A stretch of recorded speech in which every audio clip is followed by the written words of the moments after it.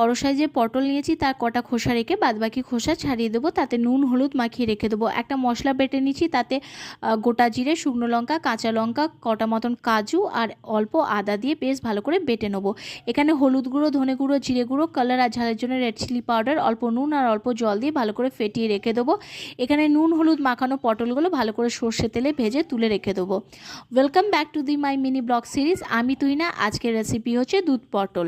বাদবাকি তেল তুলে নিয়ে তাতে ফোড়নে দিয়েছি কালো জিরে, একটা বড় সাইজের তেজপাতা, বেটে রাখা মশলা, ফেটিয়ে রাখা মশলা বেশ ভালো করে কষিয়ে নেব। এখানে ভেজে রাখা পটলগুলো অ্যাড করব। পটলের সঙ্গে মশলাটাকে বেশ ভালো করে কষিয়ে নেব।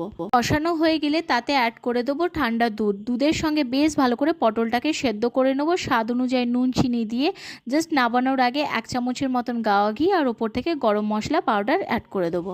গরম গরম ভাতের সঙ্গে দুধ পটল সার্ভ করে দেবো। আসি তাহলে, আবার দেখা হচ্ছে ব্লগ প্যাশনেট তুহিনার সঙ্গে।